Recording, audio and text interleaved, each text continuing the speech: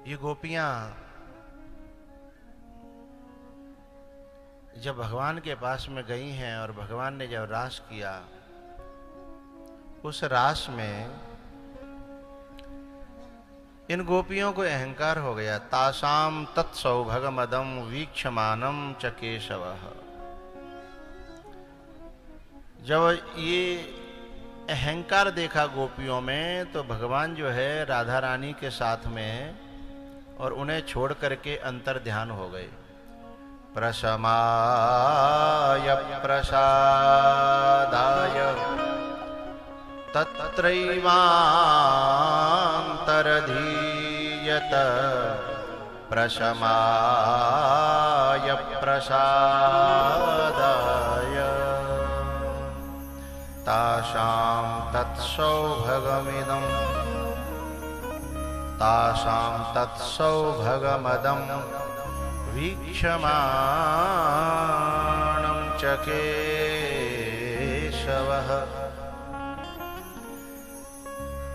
भगवान ने जब देखा कि उर अंकुरिव गर्भ तर उभारी, और भगवान कहते हैं कि मुझे अहंकार किसी का भी पसंद नहीं है। अहंकार को तोड़ने के लिए भगवान अंतर ध्यान हुए और भगवान ने राधा रानी के अंदर भी थोड़ी देर चल करके अहंकार देखा, तो फिर उन्हें भी छोड़ करके चले गए। और भगवान के सामने गोपियां उसी जगह पर खोजती खोजती रोई हैं, और उस रुदन को गोस्वामी सुखदेव जी महाराज ने गोपी गीत के रूप में गाया है। गोपी गीत का तो काफी देर से चल रहा है, उसमें उभर के नहीं आ रहा ना।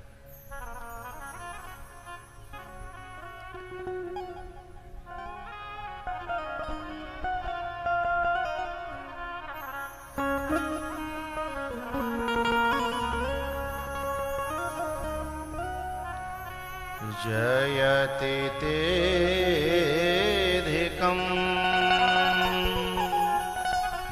जन्मना व्रजः श्रयत इंदिरा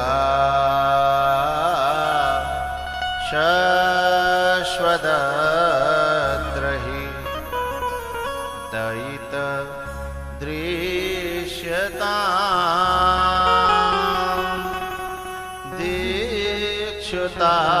दीक्षुतावका त्वयि धृता शव त्वां विचिन्वते।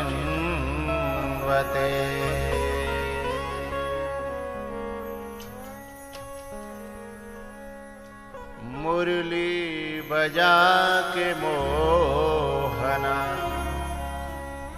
ही क्यों कर गए किनारा।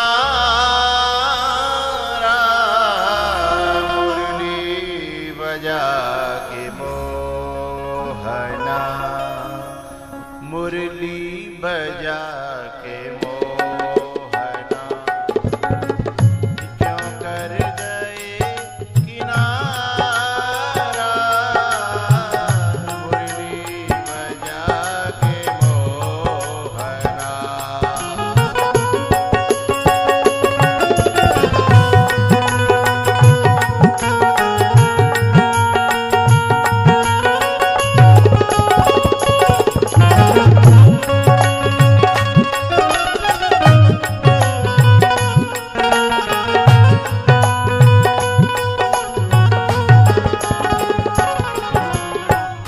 अपनों के साथ कैसा, अपनों के साथ कैसा ये व्यवहार है तुम्हारा। अपनों के साथ कैसा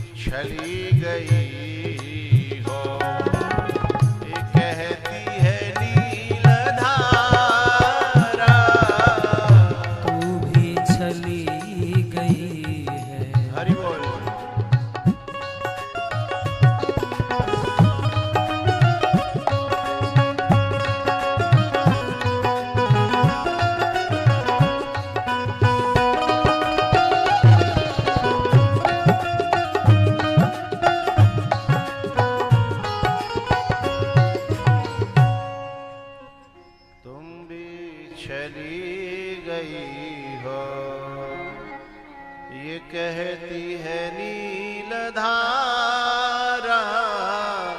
मुरली बजा के मोहना।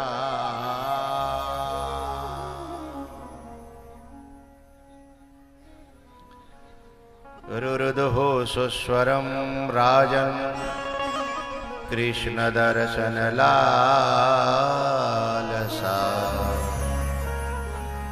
रुरुदुः सुस्वरं राजन् कृष्ण दर्शन लालसा।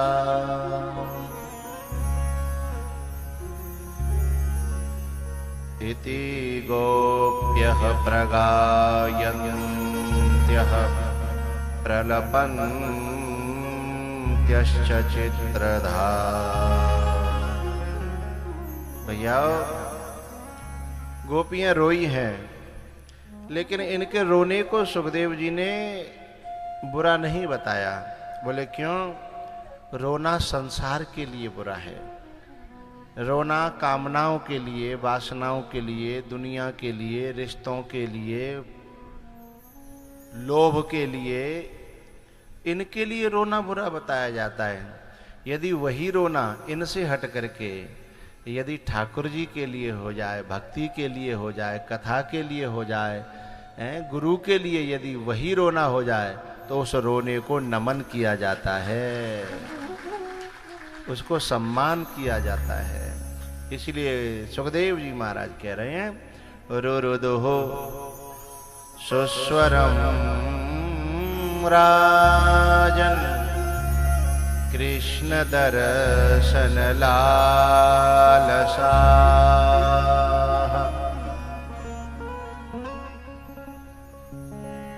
भगवान ने देखा कि इन गोपियों का रो रो करके मन निर्मल हो गया, अब मुझे इनके बीच में चलना चाहिए।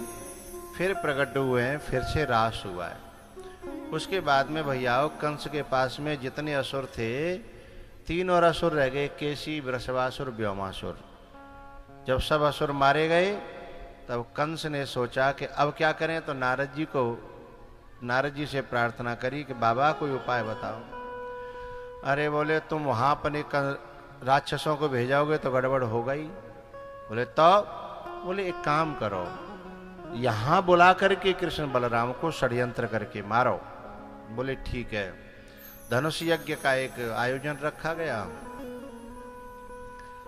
और वहां कृष्ण को बुलाने के लिए और अक्रूर जी को भेजा।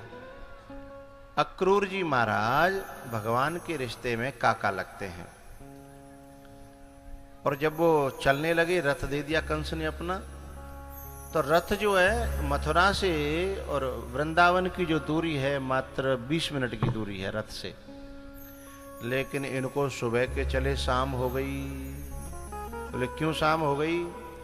क्योंकि जब ये खो जाते भाव में, ये डूब जाते, तो इंद्रियां काम करना बंद कर देती, लगाम छूट जाती, तो घोड़े इधर उधर को भाग जाते। जब होश आता तब लौटा के लाते फिर। तो थोड़ी सी दूरी को पूरे दिन में तय कर पाए, शाम हो गई। हम सब लोगों का यही हाल है, हमारी इंद्रियों के घोड़े हैं, और उनकी जब लगाम छूट जाती है तो वो न जाने कहाँ जाना था और कहाँ ले जाते हैं।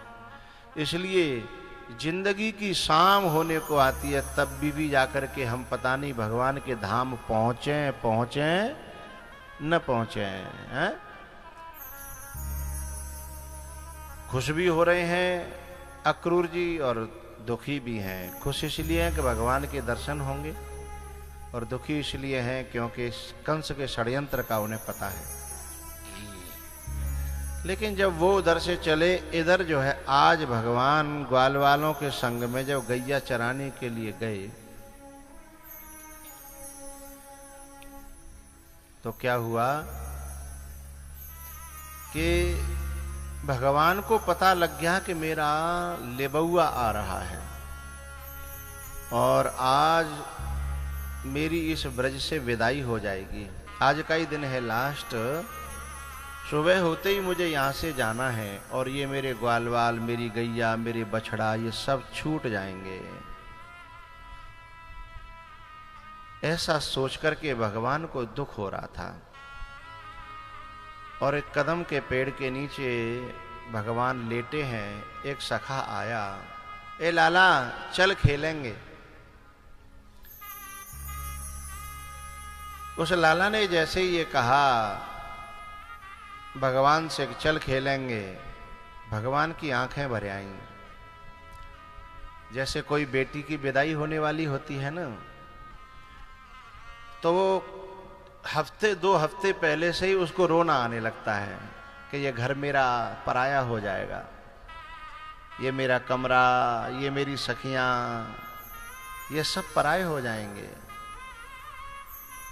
अब ये नगला गुलाल की बच्चियां हैं जिन्होंने कलश उठाए हैं, कितना घुल मिल करके कथा सुन रही हैं, खेल रही हैं, ऊधम करती हैं, मस्ती करती हैं। लेकिन जैसे जैसे इनमें से जो जिसकी विदाई का समय आता है, फिर उसे यहाँ के दिन, यहाँ की यादें, अपनी सखियाँ, अपने परिवार, अपने चाचा तक, उन्हें देख करके रोना आता है कि ये मुझसे छूट जाएगा, ये मुझसे पराया हो जाएगा मेरा। क्योंकि विदा होने के बाद फिर उसी घर में पूछ करके आना होगा। न जाने कितनों से विदा लेनी पड़ेगी, कितनों से उधर से परमिशन लेनी पड़ेगी, फिर इधर मनाना पड़ेगा। वही आंगन, वही घर, वही गांव कैसे पराया हो जाता है। ऐसे सोच करके जो भी दिखता है ना, उसे देखकर उस बच्ची को रोना आता है। चाचा दिखेंगे रोना आएगा, चाची दिखेगी रोना आएगा, सखियां दिखेंगी रोना आएगा। उसकी फीलिंग्स को कोई समझ नहीं पाता। बस भगवान को, उन सखाओं को देख करके इसी प्रकार से रोना आ रहा है। और आंखें भर आई। सखा बोले और क्या बात है?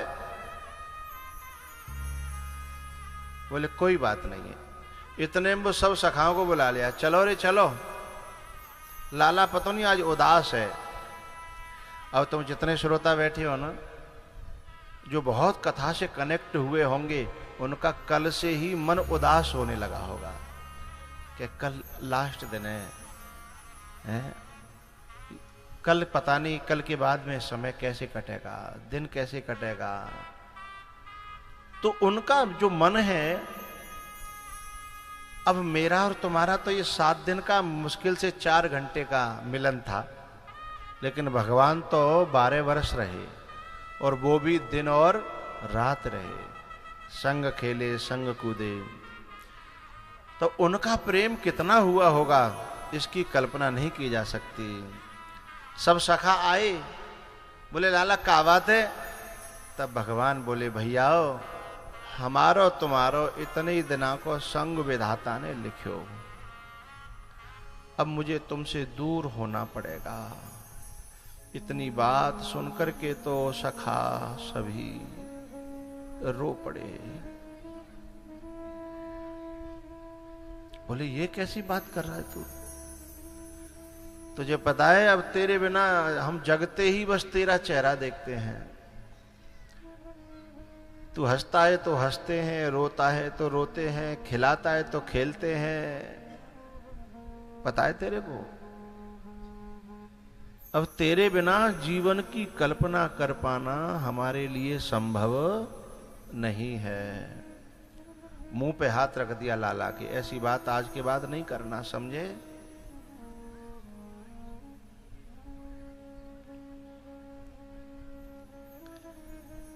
भगवान ने कहा भैया कर्मन ते मिलवो भयो, हम भी किसी विधाता के अधीन हैं, मन की मर्जी से जीवन थोड़ी चलता है। भगवान जो है रो पड़े हैं। बोले बात का है लाला भाई, बात है तो बता। भगवान बोले कोई बात नहीं है। शाम हो गई, पूरे दिन ऐसा ही कटा आज। जब शाम को लौटे ना,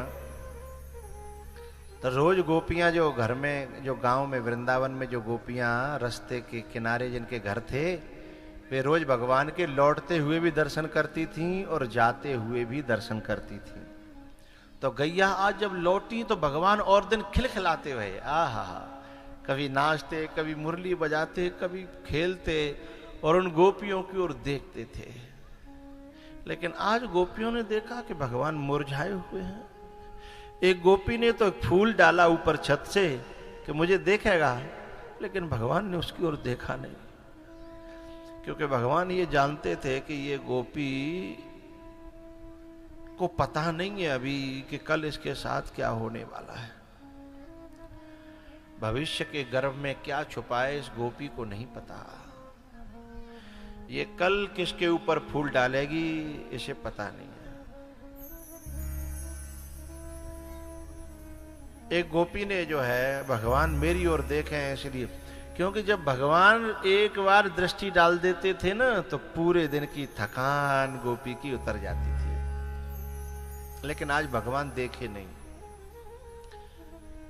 गोपियों को शक हो गया कोई बात है, आज लाला इतना उदास है, ये इतना हंसने खेलने वाला, और जो बालक बहुत हंसता खेलता हो उन्हें को उदास रह जाए तो घर में पूरे में मातम छा जाता है।